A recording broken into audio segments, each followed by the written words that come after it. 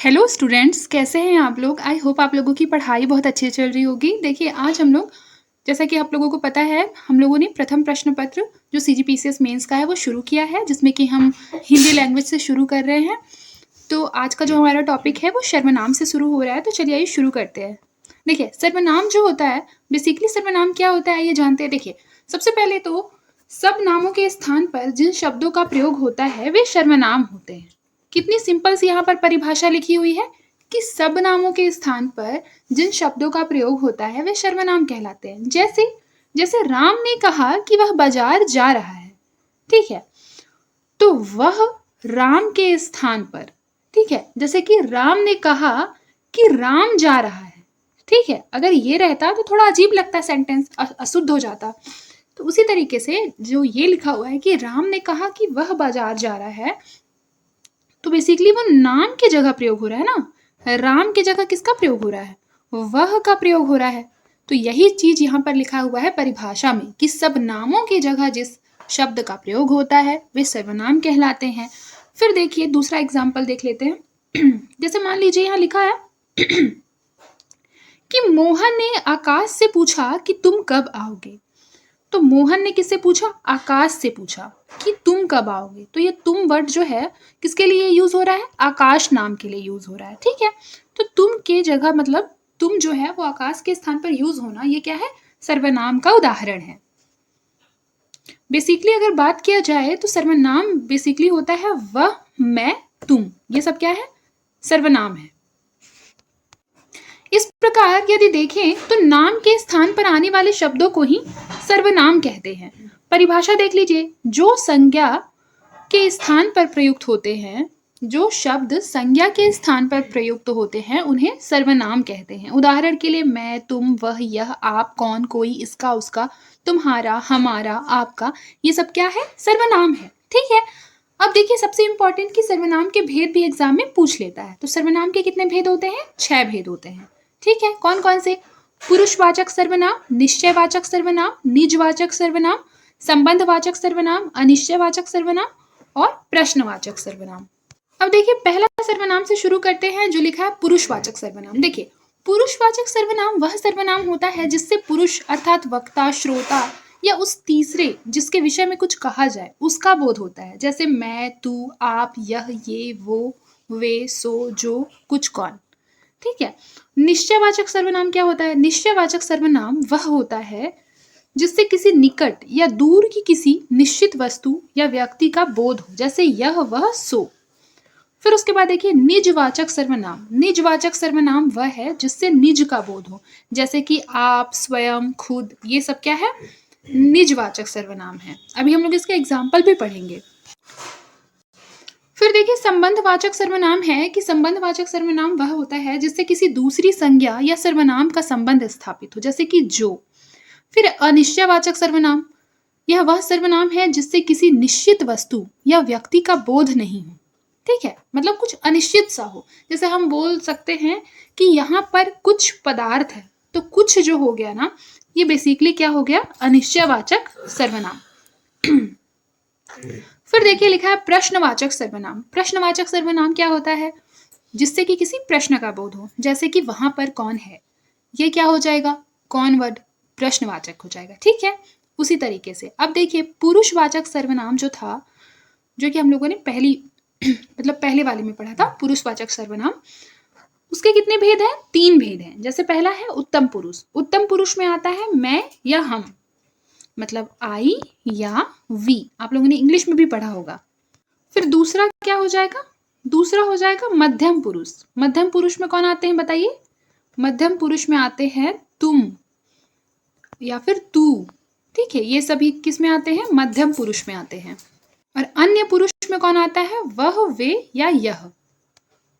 अब देखिए विशेषण। विशेषण के बारे में पढ़ लेते हैं। तो संज्ञा या सर्वनाम की विशेषता बताने वाले शब्द को विशेषण कहते हैं।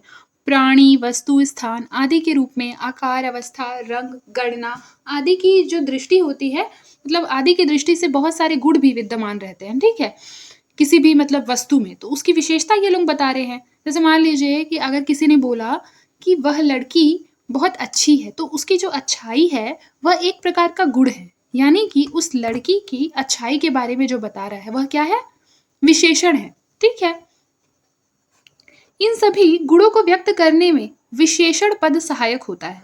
सभी प्रकार के नामों, जिसे संज्ञा कहते हैं, के साथ विशेषण लगाकर उनके गुण, परिमाण, संख्या आदि का बोध कराया जा सकता है। ठीक है, एक बार परिभाषा देख लेते हैं तो हमें ज्यादा समझ में आएगा। देखिए, लिखा है परिभाषा में कि जिस शब्द से संज्ञा या सर्वनाम की किसी विशेषता का बोध हो उसे विशेषण कहते हैं। यह विशेषता संज्ञा के आकार, अवस्था, उसके रूप, गुण, स्वभाव, स्थिति आदि से संबंधित हो सकती है। एग्जाम्पल के लिए देखिए, संख्या के बारे में अगर बात करें तो वहां 4 लड़के बैठे हैं, तो ये 4 क्या हो गया, लड़कों के बारे में बता रहा है, इसकी विशेषता बता रहा है कि वहां पर 4 लड़के बैठे हैं, तो ये विशेषण हो गया। आकार के हिसाब से देखें तो अध्यापक के हाथ में एक लंबी छड़ी है, बेसिकली ये छड़ी की लंबाई को बता रही है, यानी छड़ी की विशेषता को बता रही है कि छड़ी की पर्टिकुलर विशेषता क्या है। ठीक है, तो ये क्या हो गया, विशेषण हो गया। देखिए, अवस्था, श्याम जो है वो 10 वर्ष का है, वर्ष का तो है लेकिन कितने वर्ष का है, कहीं ना कहीं 10 उसकी क्या है, विशेषता है उसकी उम्र की। ठीक है, फिर है रूप, राधा सुंदर लड़की है, वह लड़की तो है लेकिन क्या है, सुंदर है, सुंदरता उसका गुण है, तो ये क्या हो गया, विशेषण हो गया। फिर देखिए गुण, गुण के बारे में देखिए, उसका कोट पुराना था, उसका कोट क्या था, पुराना था, तो यहाँ पर जो पुराना हो गया कहीं ना कहीं उसके कोट के बारे में बताया जा रहा है ना, तो ये क्या हो गया, इसका विशेषण हो गया। फिर है स्वभाव, जैसे यहाँ लिखा है कि श्याम मोहन जी मिलनसार व्यक्ति हैं, व्यक्ति तो है लेकिन किस तरीके के व्यक्ति हैं, उनकी विशेषता क्या है कि वो मिलनसार व्यक्ति हैं, तो ये क्या हो जाएगा, विशेषण हो जाएगा। आई होप आप लोगों को समझ में आया होगा। अगर आप लोगों ने अभी मेंस की जो क्लासेस हैं वो शुरू से नहीं देखी हैं तो आप लोग जाकर देख सकते हैं प्लेलिस्ट में, और अपने दोस्तों के साथ शेयर भी कर सकते हैं। फिर देखिए यहाँ पर लिखा है विशेषण के कितने भेद होते हैं, तो विशेषण के मुख्य रूप से 4 भेद होते हैं। जैसे सर्वनाम के हम लोगों ने पढ़ा 6, ठीक है, संज्ञा के हम लोगों ने पढ़ा था 5, उसी प्रकार से विशेषण के कितने पढ़ा है, 4। इस चीज को भी याद रखिएगा, 1 लाइनर क्वेश्चन में एमसीक्यूज में पूछ लेता है। देखिए, विशेषण के भेद में है गुणवाचक, फिर है परिमाणवाचक, और फिर है सार्वनामिक और संख्यावाचक। एक एक करके देखते हैं क्या लिखा है, विशेषण की रचना एवं उनके प्रयोग। आइए देखते हैं। देखिए, लिखा है आकारांत विशेषण पुल्लिंग में प्रायः आकारांत ही रहते हैं, किंतु स्त्रीलिंग में इकारांत हो जाते हैं। एग्जाम्पल से समझते हैं। जैसे देखिए, यहाँ पर पुल्लिंग में लिखा है अच्छा लड़का, तो यहाँ क्या लिखा है, स्त्रीलिंग में अच्छी लड़की। फिर है बड़ा आदमी, तो बड़ी स्त्री, छोटा लड़का तो छोटी लड़की। ठीक है, यहाँ पर क्या हो गया कि बेसिकली पुल्लिंग में प्रायः जो अकारांत रहते हैं लेकिन वो स्त्रीलिंग में क्या हो जाते हैं, इकारांत हो जाते हैं। ठीक है, फिर देखिए यहाँ पर जो लिखा है आकारांत विशेषण, क्या आपको पता है आकारांत विशेषण क्या होता है? देखिए, इसको मैं भी समझा देती हूँ। आकारांत विशेषण वह विशेषण होता है जिसमें क्या होता है, उसके अंत में, विशेषण के अंत में आ वर्ड का यूज होता है, तो वो आकारांत विशेषण होता है। और अगर अकारांत लिखा रहता तो यानी कि विशेषण के अंत में क्या होता है, अ होता है। ठीक है, और जैसे यहाँ लिखा ना स्त्रीलिंग इकारांत हो जाते हैं, तो इसकी विशेषण को देखिए, इकारांत कैसे हुआ, ये बड़ी इकारांत है। ठीक है, यानी कि इसका जो अंत हो रहा है वो विशेषण का किस पे हो रहा है, इस पे हो रहा है, बड़ी ई पे हो रहा है। ठीक है, आई होप आपको समझ में आ रहा होगा। जैसे यहाँ लिखा है देखिए अच्छा, अच्छा का अंत किस पे हो रहा है, छा, आ, तो ये क्या हो गया, आकारांत विशेषण। बेसिकली अच्छा तो विशेषण है लेकिन किस तरीके का विशेषण है, आकारांत विशेषण। क्यों, क्योंकि उसका जो अंत हो रहा है वो आ की मात्रा पे हो रहा है। ठीक है, कभी कभी आपको अकारांत विशेषण भी देखने मिलेगा जिसका अंत किससे होगा, अ से होगा। आई होप आपको समझ में आ गया होगा। देखिए, यहाँ लिखा है कि संस्कृत में विशेषण का रूपांतर विशेष्य के लिंग वचन से निर्धारित होता है, पर हिंदी में केवल आकारांत विशेषण में ऐसा रूपांतरण होता है। जैसे आप देख सकते हैं, संस्कृत में दुष्ट व्यक्ति है तो हिंदी में भी दुष्ट व्यक्ति है, लेकिन संस्कृत में दुष्टा स्त्री है तो यहाँ पर दुष्ट स्त्री है। ठीक है, देखिए, संस्कृत में सुंदर का स्त्रीलिंग रूप क्या हो जाता है, सुंदरी हो जाता है, सुशील का सुशीला हो जाता है, परंतु हिंदी में क्या होता है, ये परिवर्तित नहीं होता है। ठीक है, जैसे देखिए यहाँ पे लिखा है कि सुंदर पुरुष, सुंदर स्त्री। ठीक है, ये परिवर्तित नहीं हुआ, जबकि संस्कृत में क्या हो जाता है, सुंदर का सुंदरी हो जाता है, सुशील का सुशीला हो जाता है। फिर लिखा है पुल्लिंग में विभक्ति या परसर्ग लगने पर उसमें परिवर्तन हो जाता है। जैसे एक वचन अच्छा घोड़ा, तो बहुवचन क्या हो जाएंगे, अच्छे घोड़े। फिर देखिए लिखा आकारांत विशेषण बहुवचन में प्रायः एकारांत में बदल जाते हैं। कैसे, जैसे बड़ा जो है, मैंने बोला ना आकारांत, आ पर इसका अंत हुआ है, ठीक है, तो ये बहुवचन में क्या हो जाएंगे, एकारांत, मतलब इसका अंत किस पे होगा, ए पे होगा। जैसे बड़े, थोड़ा का थोड़े, छोटा का छोटे, इस तरीके से, ठीक है। फिर देखिए लिखा है कुछ विशेषण जो होते हैं वो स्त्रीलिंग और पुल्लिंग में क्या होते हैं, समान होते हैं, उनमें कोई भी विकार या परिवर्तन नहीं होता। जैसे कि सुखी लड़का, सुखी लड़की, दुखी पुरुष, दुखी स्त्री, इस तरीके से। फिर देखिए लिखा है विशेषण का संज्ञा की तरह प्रयोग प्रायः देखने में मिलता है, जैसे कि अमीरों और गरीबों के बीच की खाई बढ़ती जा रही है। जब इन विशेषणों का संज्ञा की तरह प्रयोग होता है तब इनके जो रूप है संज्ञा के समान ही चलते हैं, ना कि विशेषण के समान। अच्छा देखिए, यहाँ पर बेसिकली क्या है कि यहाँ पर किसी भी प्रकार की संज्ञा शब्द का यूज है नहीं, तो जो यहाँ अमीर और गरीब जो कि विशेषण है उसी का प्रयोग क्या हो गया, संज्ञा की तरह हो गया। फिर देखिए उपसर्गों की सहायता से भी विशेषण बनाए जा सकते हैं। कैसे, जैसे प्रति उपसर्ग है और ये कूल, ठीक है, तो क्या हो जाएंगे उपसर्ग युक्त शब्द प्रतिकूल। जैसे सगुण हो गया, निर्गुण हो गया, प्रभूत हो गया, इस तरीके से। अगर हम इसमें मान लीजिए जैसे गुड़ है, ठीक है, गुड़ में अगर हम उपसर्ग नहीं लगाते तो सगुण जो है उस तरीके का विशेषण क्या होता, नहीं बनता, ठीक है। फिर देखिए संज्ञा पदों में प्रत्यय लगाकर विशेषण बनाया जाता है। जैसे मान लीजिए संज्ञा है गुलाब, ठीक है, प्रत्यय लगा दिए ई, तो क्या बन जाएगा गुलाबी। और गुलाबी क्या है, एक प्रकार का विशेषण है। क्यों विशेषण है, क्योंकि गुलाबी एक रंग है, ये किसी रंग की विशेषता बता रहा है, ठीक है, रंग के प्रकार बता रहा है। बिल्कुल उसी तरीके से जैसे मान लीजिए प्यास एक संज्ञा है, आ प्रत्यय लगाने पर प्यासा, प्यासा क्या हो जाएगा, एक विशेषण हो जाएगा। फिर देखिए लिखा है स्वतंत्र रूप से विशेषणों की संख्या कम होती है, आवश्यकता अनुसार संज्ञा से ही विशेषणों को बनाया जाता है। जैसे अंक हो गया, अंक, अंक क्या है, एक संज्ञा है, लेकिन अंकित एक विशेषण है। उसी प्रकार से आप अग्नि देखिए, आग्नेय देख लीजिए, अंचल का आंचलिक देख लीजिए। फिर देखिए कल्पना का कल्पित हो जाएगा, काम का काम में हो जाएगा, इस तरीके से आप देख लेंगे। देखिए क्रिया क्या होता है, तो जिन शब्दों से काम का करना या होना पाया जाता है उसे क्रिया कहते हैं। क्रिया का मतलब तो आपको पता ही होगा, काम का करना या होना क्रिया कहलाता है। जैसे देखिए पढ़ना, पढ़ प्लस ना, पढ़ना, हथियाना, चिकनाना, ये सब क्या है, बेसिकली काम करने का बोध है। रचना की दृष्टि से क्रियाएं दो प्रकार की होती हैं, रूढ़ और यौगिक। देखिए रूढ़ क्रियाएं वे हैं जो धातु से बनती है, क्योंकि धातु का अर्थ ही होता है मूल। खाना, खाया, खाती, खाऊं, खाए, खाऊंगा, ये सब क्या है, एक धातु विद्यमान है इनमें। यौगिक क्रियाएं देखिए क्या होता है, देखिए यौगिक क्रियाएं वे क्रियाएं होती हैं जो एक या एक से अधिक तत्वों से बनती हैं, जैसे कि खाना खिलाना, पानी पिलाना, देख से दिखाना, पढ़ना से पढ़वाना इत्यादि। यौगिक क्रियाएं चार प्रकार की होती हैं, प्रेरणार्थक क्रियाएं, संयुक्त क्रियाएं, अनुकरणात्मक क्रियाएं, नाम धातु की क्रियाएं इत्यादि। प्रेरणार्थक क्रियाएं जब कर्ता किसी कार्य को स्वयं न करके किसी दूसरे को कार्य करने की प्रेरणा दे तो उसे क्या कहते हैं, उस क्रिया को प्रेरणार्थक क्रिया कहते हैं। जैसे कि फॉर एग्जाम्पल देखिए कि गोविंद ने राम को जगाया, तो यानी कि राम जो है वो गोविंद की प्रेरणा से जागा, गोविंद के प्रयास से जागा, ठीक है, तो यहां पर क्या हो जाएगा, प्रेरणार्थक क्रिया। अब देखिए संयुक्त क्रियाएं, जो क्रिया किसी भी क्रिया अथवा संज्ञादि शब्द के साथ दूसरी क्रिया के योग से बनती है उसे संयुक्त क्रिया कहते हैं। अर्थ की दृष्टि से संयुक्त क्रिया के 13 भेद हैं। जैसे देखिए आरंभ बोधक, धातु प्लस ने प्लस लगना, वह पढ़ने लगा, ठीक है, पानी बरसने लगा, ये क्या है, आरंभ बोधक है, ठीक है, क्या है, आरंभ बोधक। जैसे वह पढ़ने लगा, पानी बरसने लगा, तो ये आरंभ बोधक है। जहां पर भी धातु प्लस ने प्लस लगना होगा वहां आरंभ बोधक होगा। फिर देखिए समाप्ति बोधक, देखिए जैसे वह पढ़ चुका, वह खा चुका, बेसिकली क्या है, उसने उस काम को कर लिया, वह समाप्त हो गया, तो समाप्ति बोधक। आकस्मिकता बोधक, जैसे देखिए कि कुछ भी काम अचानक से हो जाता है तो क्या होता है, आकस्मिक स्थिति हो जाती है। जैसे देखिए वह रो पड़ा, क्यों रो पड़ा, अचानक से, है ना, तो आकस्मिकता बोधक है। निरंतरता बोधक, जैसे देखिए जैसे बरसता रहता है, चलता गया, बोलती रहती है, मतलब एक ही काम को करते रहना है ना, करते जाना, तो ये क्या हो जाएगा, निरंतरता बोधक क्रिया।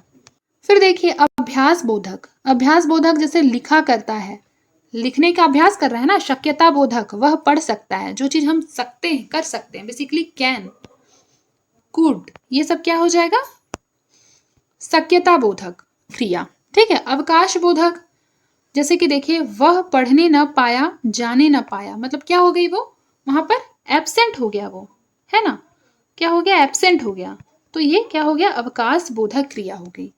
फिर देखिए अनिष्टता बोधक, देखिए अनिष्टता बोधक, जैसे कि कुत्ते ने काट खाया, चिट्ठी लिख मारी, ये क्या हो गया, अनिष्टता बोधक, अनिष्ट कार्य कर दिया किसी ने। ठीक है। फिर देखिए इच्छा बोधक, जैसे कि मान लीजिए कोई अपनी इच्छा प्रकट कर रहा है, जैसे कि आप क्या खाना चाहेंगे, तो यहाँ चाहने का वर्ड यूज हो रहा है, ये इच्छा को प्रकट कर रहा है। फिर देखिए अनुमति बोधक, अनुमति बोधक यानी किसी से अनुमति मांगना, जैसे कि मुझे जाने दो या फिर मुझे पढ़ने दो, अनुमति बोधक। आवश्यकता बोधक, आवश्यकता बोधक जैसे कि उसे जाना चाहिए, बेसिकली क्या हो जाएगा, शुड का यूज होगा। ठीक है। किसका यूज होगा, शुड का, तो ये क्या हो जाएगा, आवश्यकता बोधक। फिर देखिए लिखा अतिशयता बोधक, अतिशयता बोधक का मतलब जैसे कि वो पढ़ते पढ़ते सो गया, बैठे बैठे थक गया, तो आपको ऐसा नहीं लग रहा है बैठे बैठे कोई कैसे थक सकता है, यहाँ पे तो अतिशयोक्ति हुई है, बिल्कुल उस तरीके से। ठीक है। फिर असंज्ञादि के साथ संयुक्त क्रिया में संज्ञा आदि का अर्थ प्रधान रहता है, जैसे कि आदर करना, भस्म होना, ढीला पड़ना। फिर देखिए अनुकरणात्मक क्रियाएं, किसी भी वास्तविक या कल्पित ध्वनि के अनुकरण में हम जो क्रियाएं बना लेते हैं, जैसे कि खटखट, खटखटाना, भन भन से भनभनाना, थरथर से थरथराना, थप थप से थपथपाना, ये सभी क्या हो गई, अनुकरणात्मक क्रियाएं हैं। यानी कि किसी भी प्रकार का जो वास्तविक वर्ड था उससे अगर कोई दूसरा शब्द बन जाता है तो वो क्या हो जाता है, अनुकरणात्मक क्रिया हो जाती है। नाम धातु क्रिया क्या होती है, जो धातु संज्ञा सर्वनाम विशेषण से बनती है उसे नाम धातु क्रिया कहते हैं। जैसे हाथ से हथियाना, बात से बतियाना, ये किससे बना है, ये बना है धातु संज्ञा सर्वनाम या विशेषण से बना है। ठीक है। देखिए स्टूडेंट्स, अगर आप लोगों को ये जो पीडीएफ है वो काफ़ी ब्लर दिखाई दे रहा होगा तो आप लोग थोड़ा सा मैनेज कर लीजिए। मुझे बहुत टाइम लग रहा था स्लाइड बनाने में, तो मैं वो नहीं बना पाई हूँ क्योंकि आपके मेंस में अब ज़्यादा टाइम नहीं हो और काफ़ी ज़्यादा सिलेबस हम लोगों को कवर करना है। तो अभी के लिए आप इससे मैनेज कर लीजिए। बाकी जैसे जैसे आप लोग मुझे सपोर्ट करते रहेंगे और मेरी क्लासेस को, वैसे वैसे आपको और अच्छी क्लासेस देखने के लिए मिलेंगी। तो चॉइस आपकी है, आप लोग अपने दोस्तों के साथ शेयर कीजिए और सपोर्ट कीजिए।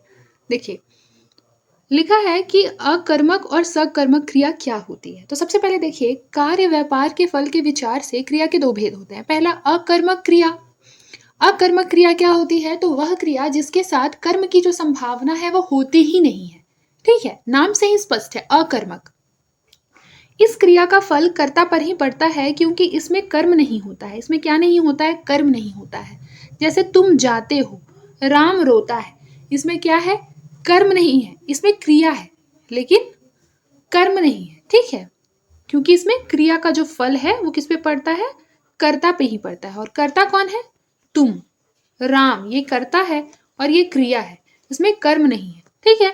देखिए सकर्मक क्रिया, सकर्मक क्रिया क्या है, तो वह क्रिया जिसके साथ कर्म की जो संभावना है वो बढ़ जाती है। जैसे देखिए इसमें क्या होता है कि इस क्रिया में फल जो होता है वो कर्ता पर निर्भर नहीं करता बल्कि कर्म पर करता है। जैसे कि राम आम खाता है, तो यहाँ आम क्या हो रहा है, कर्म हो जा रहा है, किसको खाता है, आम को खाता है। ठीक है, उस तरीके से देखिए कुछ क्रियाएं जो होती है सभी, मतलब कुछ क्रियाएं जो होती है वो सकर्मक होती हैं और कुछ क्रियाएं जो होती हैं वो अकर्मक होती हैं। यह प्रयोग किस पर निर्भर करता है, जैसे देखिए अकर्मक क्रिया, सकर्मक क्रिया।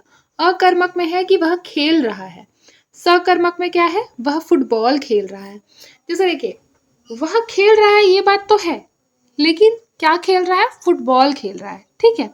फिर देखिए वह पढ़ रहा है, तो क्या पढ़ रहा है, पुस्तक पढ़ रहा है। पुस्तक पढ़ रहा है तो ये सकर्मक क्रिया होगी, वह पढ़ रहा है ये अकर्मक क्रिया होगी। ठीक है।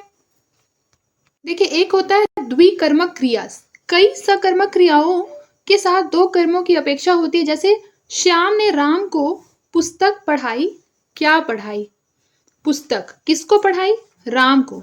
इस प्रकार पढ़ाई क्रिया के दो कर्म हो गए, एक तो क्या पढ़ाया गया और दूसरा किसको पढ़ाया गया। ठीक है। देखिए सबसे पहले यहाँ पर दो कर्म हो गए, राम और पुस्तक। पढ़ाया क्या, पुस्तक, किसको पढ़ाया, राम को। तो यहाँ पर क्या हो जाएगा, द्विकर्मक क्रिया। देखिए यहाँ लिखा है कि मैं लड़के को तमाशा दिखाता हूँ, लड़की ने अध्यापिका को कविता सुनाई। इन वाक्यों में द्विकर्मक क्रियाएं हैं। देखिए यहाँ पर कुछ इंपॉर्टेंट लिखा हुआ है विशेष में कि प्रेरणार्थक क्रियाएं भी सकर्मक क्रियाएं ही होती हैं। ऊपर की सूची में परिवर्तन के नियम भी वही हैं जो प्रेरणार्थक क्रिया बनाने में लागू होते हैं। ठीक है, यानी कि एक की प्रेरणा से जब दूसरा व्यक्ति कार्य करता है तो वहां क्या होता है, प्रेरणार्थक क्रिया होती है। ठीक है, आई होप आपको क्लियर हो रहा होगा। जैसे देखिए सहायक क्रिया, मैंने खाना खाया था, तुम सोए हुए थे।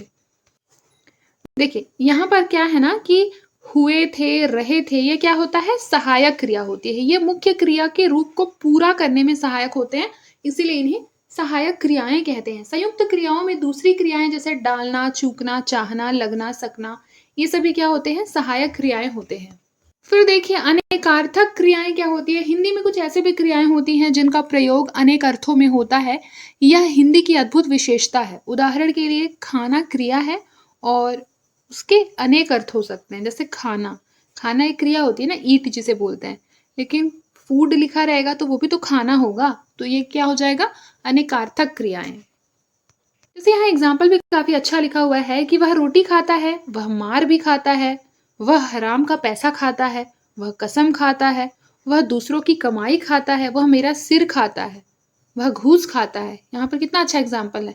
जब आप इस तरीके का डेफिनेशन यूज करें ना तो एग्जाम्पल जरूर से जरूर लिखें। ठीक है, जैसे मान लीजिए यहाँ पे लगना लिखा हुआ है। क्या लिखा हुआ है, लगना। लगना के भी कई अर्थ हो सकते हैं, जैसे मीठा लगना, ठंडा लगना, मन लगना, काम में लगना, छोड़ने के भी स्थान छोड़ना, छिट्टी छोड़ना, किसी को कष्ट में छोड़ना, मिलना, किसी को मिलना, सॉरी किसी से मिलना, कुछ मिलना, मिलने के भी बहुत अर्थ होते हैं। तो इस तरीके से क्या हो जाएगा, ये अनेकार्थक शब्द हो जाएगा। ठीक है, तो आज के लिए बस इतना ही। मिलते हैं नेक्स्ट क्लास में, तब तक के लिए अपना ख्याल रखें और मन लगाकर पढ़ाई करते रहें।